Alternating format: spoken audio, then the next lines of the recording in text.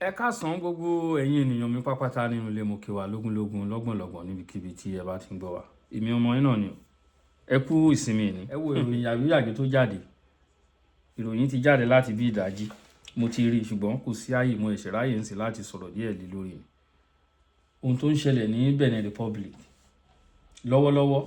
Attempt coup in Benin Republic as military attack President Talon residence. 6 national TV. Ó ń rúgbó bọ̀. Èmi ò mọ̀ nǹkan táwọn ọmọ ológun Nàìjíríà ń dúró wò. Ohun tá ṣẹlẹ̀ tí gbogbo ẹ̀ á fi dàrú Ọlọ́run á jẹ́ kó ṣẹlẹ̀ ní kíákíá. Bẹ́ẹ̀ ni. Àwọn military wọ́n jáwọ́ national TV wọn. Wọ́n fẹ́ gba ìjọba torí pé ó ń bọ̀ díẹ̀díẹ̀. Àwọn Africa military ó ń gbá lórí yín lọ́wọ́lọ́wọ́ tá wà yìí o. Ó ń gbá lára yín ẹ̀yin ènìyàn wọ̀nyí. Kí ló dé ẹ farabalẹ̀ náà ẹ máa calm down now. Ẹ jẹ́ ká tẹ̀síwájú nínú ìròyìn náà. Ìròyìn lẹ́kùnrẹ́rẹ́ àwọn ológun ilẹ̀ Benin Republic. Report from Benin media indicate that coup attempt is underway in Cotonou following attack on President Patrick Talon, resident in the Lake Guazo neighborhood, early Sunday, December 7, 2025. Àárọ̀ ìní yìí ni ìṣẹ̀lẹ̀. Ìròyìn lẹ́kùnrẹ́rẹ́. According to the outlet T-Shad1, the assault was carried out by a group of soldiers led by Lieutenant Colonel Pascal Tagri. The situation escalated later in the morning when the Tagri appeared in the national television report to be under military control, declared himself chairman of a military re-establishment committee.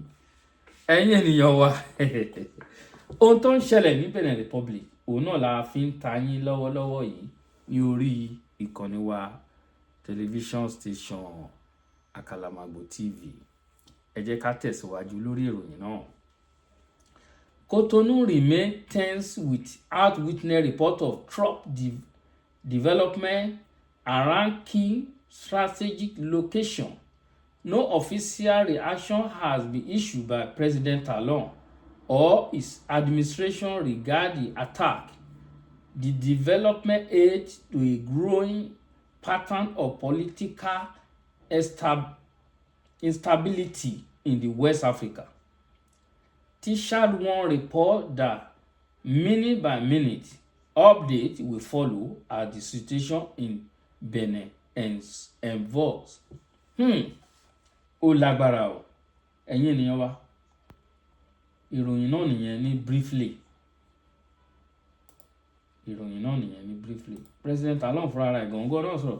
President Talon as a loyalty force regain control after brief coup escape. Ẹ wo. Ohun tó ń ṣẹlẹ̀ ní Benin mi rò pé tó èyí tó ń ṣẹlẹ̀ ní Nàìjíríà lọ́wọ́lọ́wọ́.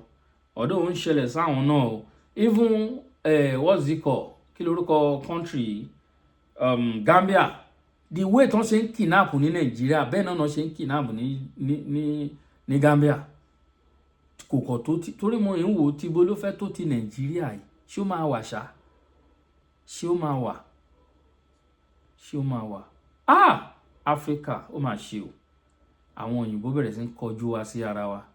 A bẹ̀rẹ̀ sí ń bá ara wa jà lọ́tùn lósì. Kí ló dé? Gbogbo àwọn nǹkan wọ̀nyí ní ṣùgbọ́n wọ́n sọ pé àwọn bàbá wa máa ń sọ pé tí ọwọ́ ẹni ò tí ì kú idà ni kò béèrè ikú tó pa bàbá rẹ̀. Ọ̀pọ̀lọpọ̀ àwọn èèyàn ló ti ń jí lójú oorun. Ohun tá à ń wèrè àwọn kan kùnkùn níjọ́ kìíní àná pé wọ́n fẹ́ gbàjọba mọ́ Tinubu lọ́wọ́. Ẹ rí bí gbogbo wọn ṣe ń sá sókè sá sódò. Àbí ńgbà tán ni wọ́n yọ VIP. Ẹ wo tútù wọn pa ẹ wò wọ́n bí hílàhílò bá gbogbo wọn. Nígbà tán náà yọ VIP. Wọ́n yọ VIP lẹ́yìn wọn. Hílàhílò bá gbogbo wọn. Benin President Patrick Talon is safe as security forces restoring order after a faction of soldiers claimed to have removed him from power.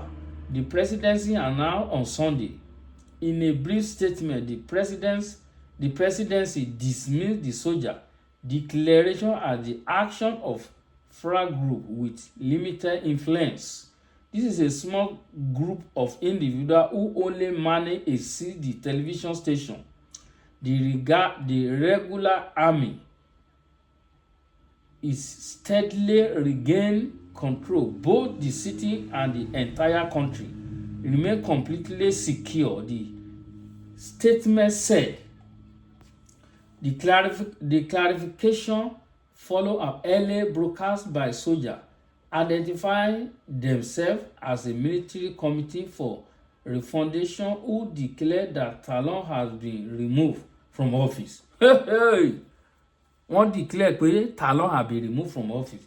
The government has since declared the broadcast as a isolated disruption, assuring citizens that the situation is under control. Ó ga o.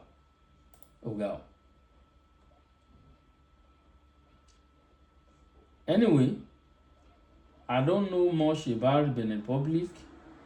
Mi ò mọ how their president bó ṣe ń ṣe dáadáa sí. Kò yé wa. Ẹ̀yin ènìyàn wa bó ṣe ṣẹlẹ̀ nìyẹn o. Àwọn military. Now, what will happen next? Ẹ jẹ́ ká wo ìròyìn tó jáde náà láti ọ̀dọ̀ mo rò pé ẹ̀yin náà ẹ̀ ń wo bẹ́ẹ̀ náà lórí ó ti ẹ̀dá abẹ́lé. Kwanwan declare interest in becoming next Awujale of Ijebu. Àìpé orin kíkọ ti sún bàbá yìí o. Ẹ̀yin ènìyàn wa, orin kíkọ ti sún Kwanwan. Orin kíkọ ti sún. Torí nígbà tó sọ pé òun ní interest láti jẹ Awujale of Ijebu land. Ìròyìn náà rèé lẹ́kùnrẹ́rẹ́. Famous Nigerian musician Wasiu Ayinde, professionally known as Kwanwan or K1 the Ultimate, has declared interest in Awujale throne. The singer made his intention to ascend to ancestral stool, known in a letter addressed to Fusegua ruling house in Wednesday, December 3. Kwanwan in the poster said his decision aligned with the provision of the Ogun State chieftaincy law and Ijebu customary law. The 69-year-old who traced his eligibility to his royal lineage of Ijebu line of the Fusegua ruling house in Ogunsebi Kota City is 50 years of cultural advocacy through his music. Ọ̀túnba Wasiu Ayinde Ọlásùnkànmí Ọmọgbọ́láhàn Anífowóṣe MON formally notified the Fusegua ruling house of my intention to be considered for the vacancy of Awujale of Ijebu. Report that Kwanwan's application come a few months after the death of the late Awujale Oba Sikiru Kayode Adetono, who died at 91 July 5 after a 64-year reign. Bàbá yẹn náà pẹ́ díẹ̀ o.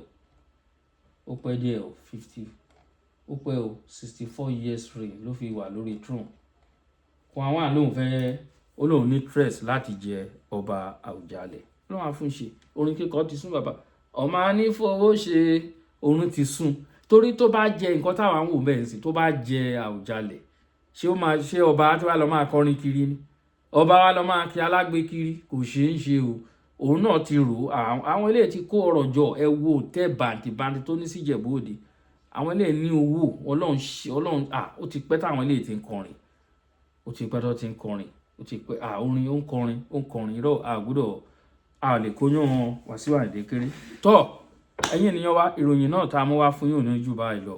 Ẹ lọ máa wá ilé tó kù nínú kókó inú ìwé ìròyìn wa, ilé tó jáde ní ìní ọjọ́ Sunday.